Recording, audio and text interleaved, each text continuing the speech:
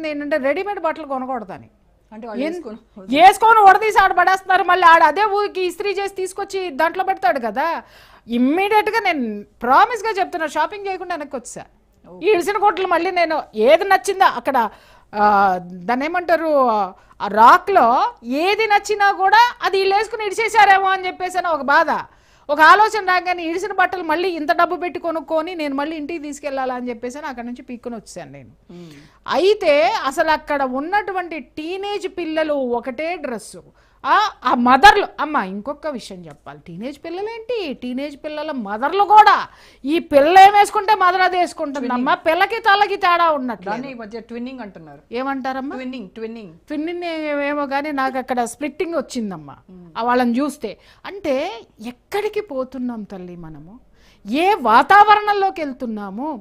ఈరోజు ఇన్ని అఘాయిత్యాలు జరుగుతున్నాయి అని చెప్పేసి అని మాట్లాడితే అబ్బో 10 రోజుల నుంచి మోత మోగిస్తున్నాం కదా యూట్యూబ్లన్నీ, వస్త్రధారణ వస్త్రధారణ వస్త్రధారణ అని. మళ్ళీ అదే టాపిక్లోకి ఇక్కడ రావాల్సి వచ్చింది. చాలామంది మాట్లాడేది ఏమంటే అరే మగవాళ్ళు ఈ విధంగా తయారవుతున్నారు ఆపండి అని. అది కూడా సబ్జెక్టే, అది కాదని అనట్లేదు. కానీ నీకేం అవసరం వచ్చిందని అర్ధరాత్రి సరే మామూలు అప్పుడు వేసుకొని తిరుగుతున్నాం. ఇవాళ తల్లి ఒకటే పిల్ల ఒకటే వేసుకొని తిరుగుతారా? అసలు మన దేశానికి ఒక సంస్కృతి లేదా? అసలు మన జాతికి ఒక సంప్రదాయం లేదా? హిందూ జాతికి ఒక సంప్రదాయం, కట్టు బొట్టు, ఎంత అందమైనటువంటి కట్టు బొట్టు అండి. ఇంకెక్కువ చెప్పాలంటే మీరు అన్నట్టుగా ఈ కట్టు బొట్టు అందమైన వస్త్రధారణతో వెళ్తే పబ్బుల్లోకి రానివ్వరంట కదా. నీకు ఈ విషయంలో ఒక విషయం చెప్పాలన్నమాట. నాకు ఈ పబ్ కల్చర్ అంటే ఏంటనేది తెలియదు. ఒకసారి ఏమైందనంటే ఒక పబ్కి సంబంధించి, ఇప్పుడు కాదు, నేను ఒక 20 years బ్యాక్, అప్పుడే పబ్బులు బాగా పుంజుకుంటున్నటువంటి దశలో ఈ పబ్బుల్లో డ్రగ్స్ ఇది చేస్తున్నారు అనగానే ఇన్వెస్టిగేషన్ కదా నేను చేసి ఉండేది. సరే ఏ పబ్బులు ఉన్నాయో వెళ్దామని చెప్పేసి అనగానే ఒక టీమ్ అనుకున్నాము, జెంట్స్ వెళ్ళాలి, ఇది వెళ్ళాలి, లేడీస్కి వెళ్ళాలి అనేసి మా అందరం కలిసి ఒక చోట గ్యాదర్ అవ్వాలి. అక్కడి నుంచి ఆ పబ్కి వెళ్ళాలి నైట్ 10:30కి.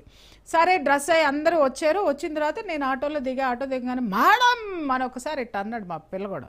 ఏంది రానంటే, ఏంది మేడం ఇది వేసుకెళ్తే రానియర్ అన్నారు. ఎందుకంటే ఇట్టనే చీర కట్టుకుని పోయినా నేను. ఓకే అంటే నేను నన్ను ఇంటికి పోయి డ్రెస్ వేసుకుని వచ్చేదా అని అన్నా. వేసుకుని రండి మేడం అని. మళ్ళీ వెనకగా వచ్చి టైం అవుతుందేమన్నా. అదే సినిమా హాల్ కాదు మేడం, టైం అవుతుంది అనడానికి, తెల్లారుజాము వరకు ఎప్పుడైనా సరే వెళ్ళొచ్చు అన్నాడు. అయితే ఓకే రా అని చెప్పేసి మళ్ళీ ఇంటికి వెళ్ళి మళ్ళీ డ్రెస్ వేసుకుని మళ్ళీ ఆడు అదే కెవ్వు కేకేసాడు. ఏంటి అని అంటే చుడిదార్లు వేసుకోకూడదు మేడం. ఏం వేసుకోవాలి? జీన్స్ టీ షర్ట్ వేసుకోవాలి మినిమం. ఓకే, మ్యాక్సిమం లేకుండా వెళ్ళొచ్చు అని నాకు అక్కడ అర్థమైంది.